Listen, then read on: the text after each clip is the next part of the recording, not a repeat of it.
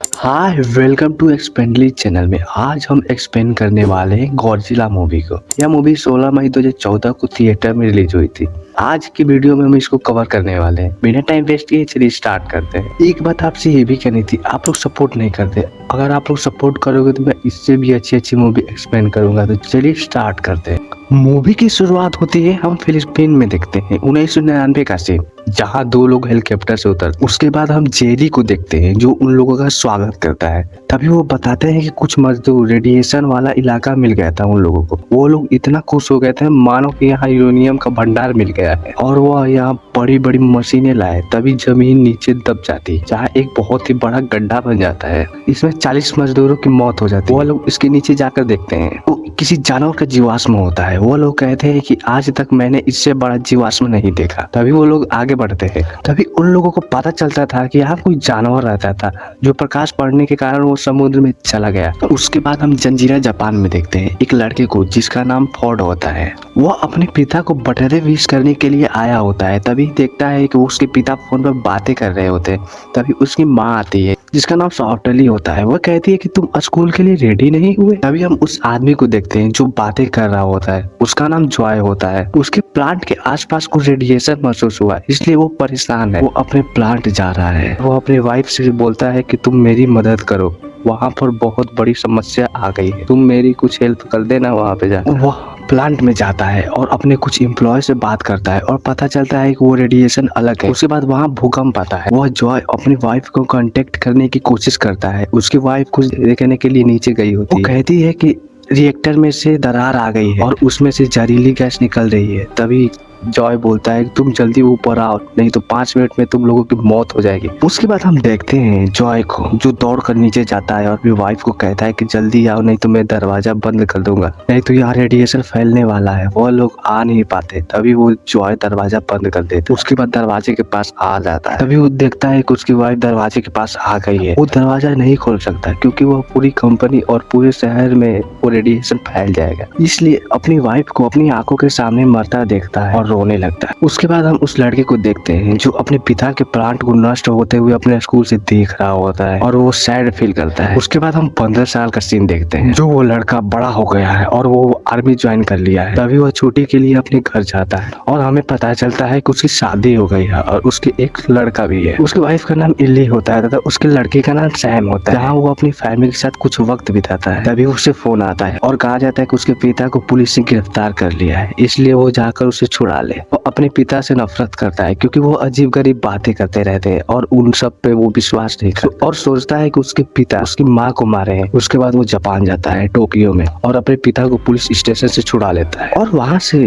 वो लोग चले जाते हैं। एक छोटे से घर में जाते हैं जहाँ उसके पिता रहते थे और वो वहां जाकर देखता है कि बहुत सारी नोट्स अब नीचे पड़ी हुई है जो उसके पिता रिसर्च कर रहे होते हैं। जो आखिर वो प्लांट के भूकंप आया था, क्यों आया था और कैसे आया था, क्योंकि उसमें उसकी वाइफ चली गई थी, इसलिए वो उसे रिसर्च करना चाहते। वो उस प्लांट को देखने के लिए गए होते तभी पुलिस ने उसे गिरफ्तार कर लिया होता है। तभी हमें पता चलता है कि जॉय जहाँ पहले रहता था उस एरिया को बंद कर दिया गया है, ब्लॉक कर दिया गया है क्योंकि वहाँ रेडिएशन फैल गया है, इसलिए उसको बंद कर दिया गया है। और जॉय जानता है कि कुछ ना कुछ तो वहाँ है जो लोग छुपा रहे हैं। सीन शिफ्ट होता है, हम देखते हैं फोर्ड को जो सोकर उठा होता है और देखता है कि उसके पिता कहीं जा रहे होते हैं। वो पूछता है कि आप कहाँ जा रहे हो।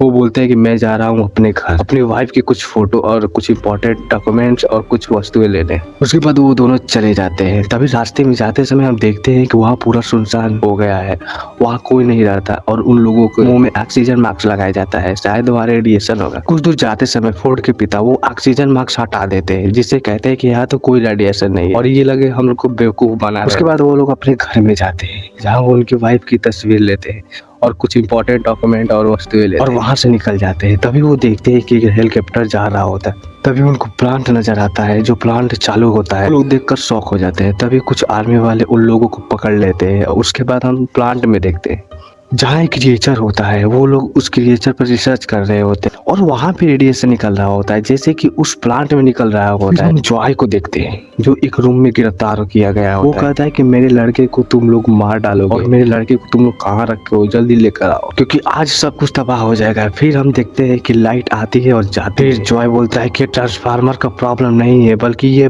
इलेक्ट्रिक मैग्नेटिक प्लग्स है जो इलेक्ट्रिक को काबू कर लेता है।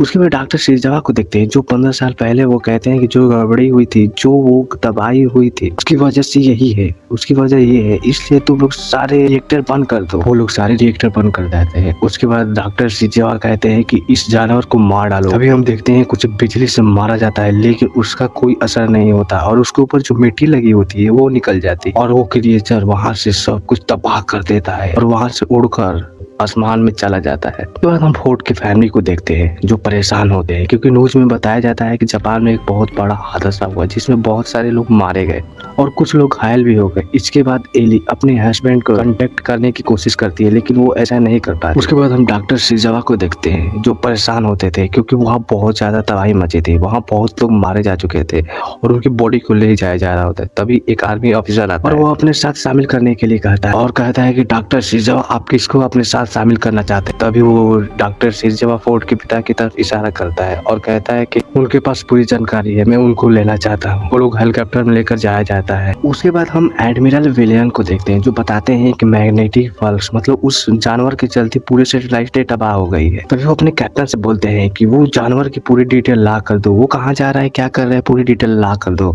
और हमें जल्द से जल्द खबर करो। उसके बाद वो शिरजावा से मिलते हैं। कुछ टाइम बाद हमें पता चलता है कि वो फोर्ड के पिता की डेथ हो गई है और यह सुनकर सभी लोग निराश हो जाते हैं क्योंकि वही एक आदमी थे जिसे उस जीव के बारे में पूरी जानकारी थी और वो क्या है और क्या करता है। अगर वो मर गए तो उनको लोगों को पूरी जानकारी कौन देता है। तभी डॉक्टर शिरजावा को देखते हैं जो बताते हैं कि 1954 में समुद्र के अंदर एक पहली पनडुब्बी ने अपने किसी चीज को जगा दिया। ग्राहम को देखते हैं जो कहती है कि रूसियों को लगता था कि ये अमेरिकियों ने किया है, अमेरिकियों को लगता था कि ये रूसियों ने किया है। तभी शिरजावा बोलते हैं कि जब 50 के दशक में परमाणु विस्फोट किया गया था वो एक्सपेरिमेंट करने के लिए नहीं किया गया था जबकि उस जानवर को मारने के लिए किया गया था, लेकिन वो जानवर नहीं मरा। जब रेडिएशन कम होने लगा गया समुद्र की गहराई में चले गए, पृथ्वी केंद्र से वो लोग रेडिएशन लेते रहे, इसकी वजह से वो लोग जिंदा है और वो आजकल समुद्र के बाहर निकल रहे हैं। तभी वो लोग फोर्ड से पूछते हैं कि आपके पिता ने कुछ आपसे कहा था, कोई बात ऐसी चीज जो आपको याद हो। अभी फोर्ड बोलता है कि मुझे इतना पता था नहीं था, मेरे पिता पर भरोसा नहीं था क्योंकि मेरे पिता अजीब गरीब बातें कर रहे थे, मैं इस समय विश्वास नहीं करता। तभी वो लोग पूछते कोई ऐसी चीज जो बातें जो बताई। तभी फोर्ड बोलता है कि हाँ एक बात थी, वो किसी आवाज किसी से बात करने की कोशिश कर रहे होते हैं। अभी वो लोग समझ जाते हैं वो क्रिएचर किसी से बात करने की कोशिश कर रहा था, वो किससे बात करने की कोशिश कर रहा था वो हमें आगे पता चलेगा। उसके बाद हम फोर्ड को देखते हैं जो अपनी वाइफ से बातें कर रहा होता है, वो हेलीकॉप्टर में होता है। वो कहता है कि जापान में हादसा हुआ जिससे हमारे डैड गुजर गए, मतलब उनकी डेथ हो गई। हम घर आएंगे तो ये विस्तार में बताएंगे। जब फोर्ड मेट्रो में होता है तभी उसके पास एक सैनिक टॉय होता है, तभी एक लड़का उसे देख रहा होता है, इसी की वजह से उस मेट्रो से इधर आ जाता है, इससे मेट्रो का दरवाजा बंद हो जाता है और उसके माता पिता कहते हैं कि मेरे बच्चे को कोई बचाओ। तभी वो लड़का जाता है फोर्ड और उसे कहता है कि मैं सही सलामत आपके पास लेकर आऊंगा और उसे अपने पास रख लेता है। न्यूज से पता चलता है कि एक पनडुब्बी जहाज किसी समुद्र से गायब हो गई है। तभी कुछ सैनिक कुछ आर्मी वाले उसे खोजने के लिए जाते हैं, जंगलों में जाते हैं क्योंकि उस शिप का लोकेशन वही मिल रहा होता है। उसके पास जाते हैं तो देखते हैं कि एक बहुत बड़ा क्रिएचर होता है जो उस नाव को खा रहा होता है। यह देखकर सभी लोग डर जाते हैं और शौक हो जाते हैं। तभी वहाँ फाइटर जेट उड़ रही होती है और वो मॉन्स्टर मतलब क्रिएचर गुस्सा हो जाता है और अपने बॉडी से मैग्नेटिक पल्स छोड़ता है जिससे उस एरिया की लाइटें चली जाती है और जो ऊपर फाइटर जेट उड़ रही होती है उसमें से इलेक्ट्रिक चली जाती है और वो लोग आकर जमीन पर गिर जाते हैं और ब्लास्ट हो जाते हैं। हम इधर टोक्यो में देखते हैं जो इस टोक्यो की पूरी लाइट चली जाती है। उसके बाद हम कुछ लोग को देखते हैं जो पार्टी कर रहे होते हैं समुद्र किनारे। तभी एक लड़की को देखते हैं जो अपने डैड से कहती है कि डैड देखो कुछ आ रहा है। तभी उसके डैड देखते हैं और कहते हैं कि भागो सुनामी आ रहा है। तभी हम देखते हैं कि वो सभी लोग भागते हैं और पूरे शहर में पानी पानी हो जाता है।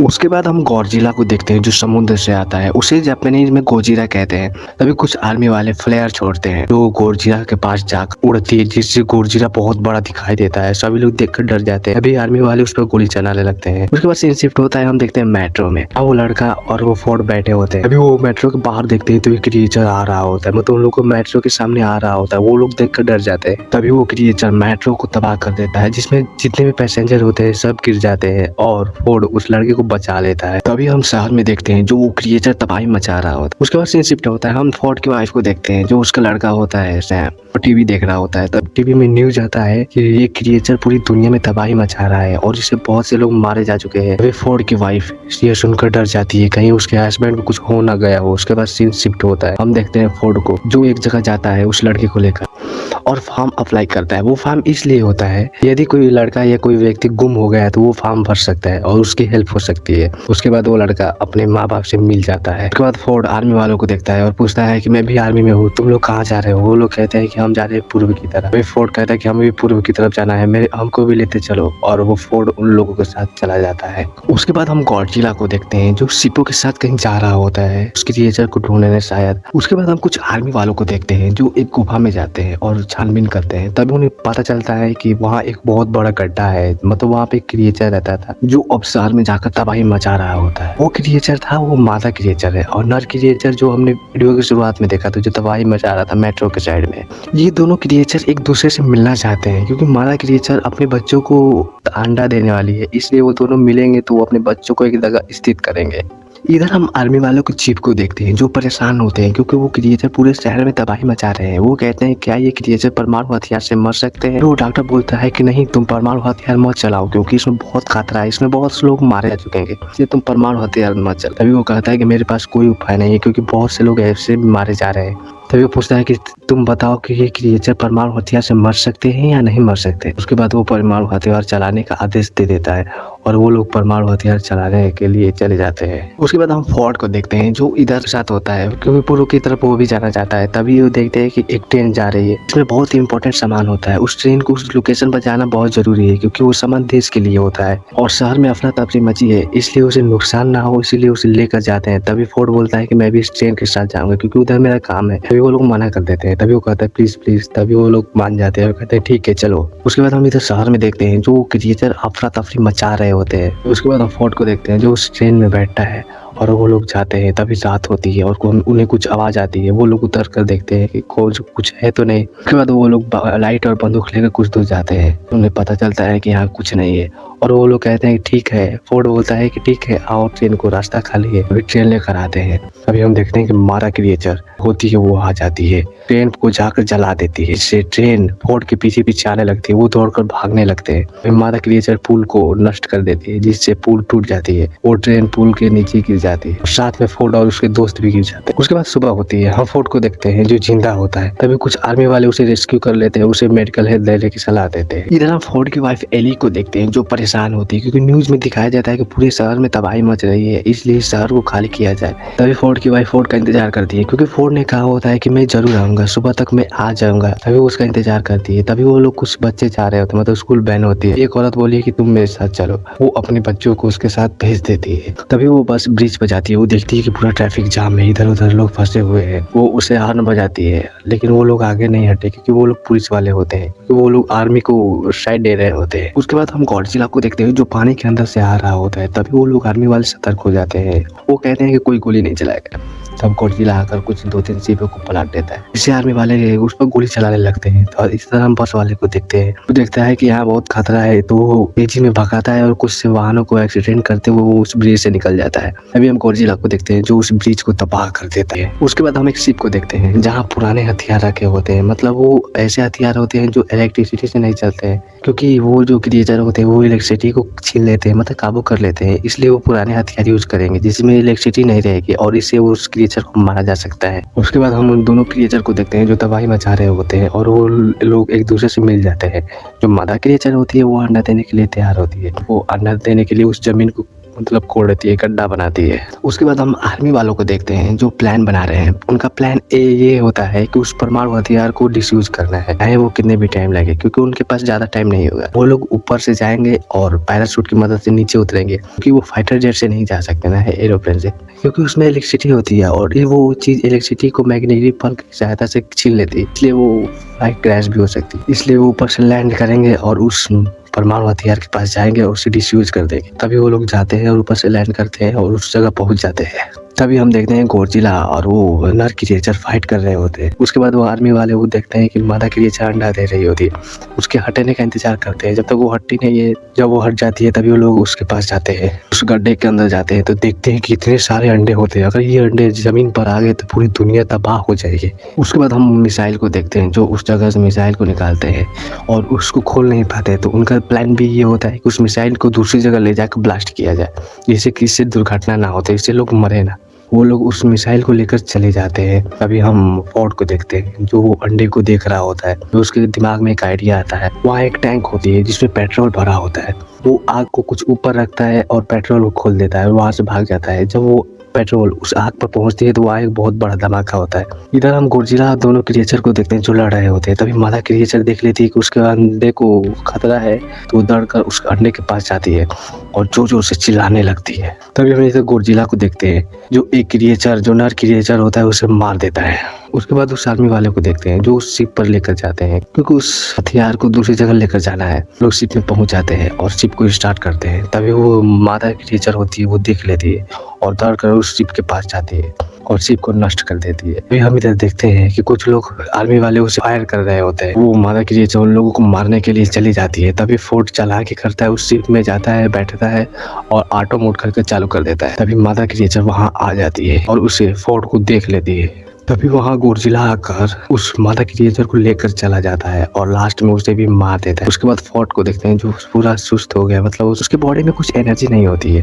तभी कुछ आर्मी वाले आते हैं, उसे रेस्क्यू कर लेते हैं, उसके हेलीकॉप्टर में लेकर चले जाते हैं। तभी हम देखते हैं कि उस परमाणु हथियार को जो समुद्र के बीच में जाकर फट जाता है। उसके सुबह होती है, फोर्ड को देखते हैं जो अपने बच्चे सैम को लेकर उस स्टेडियम में आया होता है और अपनी वाइफ को खोज रहा होता है। वो एक जगह पे जाकर बैठता है। अभी उसकी वाइफ आती है, वो तीनों लोग मिल जाते हैं। उसके बाद हम देखते हैं कि पूरा शहर तबाह हो गया है। गॉडजिला बेहोश होता है। तभी गॉडजिला खड़ा होता है। वो लोग देखकर चिल्लाने लगते हैं और बहुत उत्साह होते हैं और खुशी मनाते हैं, क्योंकि गॉडजिला उनकी जान बचाई होती है। और गॉडजिला उठकर उस पानी में चला जाता है और मूवी यही खत्म हो जाती है। आपको मूवी ये कैसी लगी मुझे कमेंट करके जरूर बताएं। अगर आपको वीडियो ये अच्छी लगी तो चैनल को सब्सक्राइब करें। मिलते हैं नेक्स्ट वीडियो में, तब तक के लिए बाय बाय। अब वीडियो को लाइक करना ना भूलें।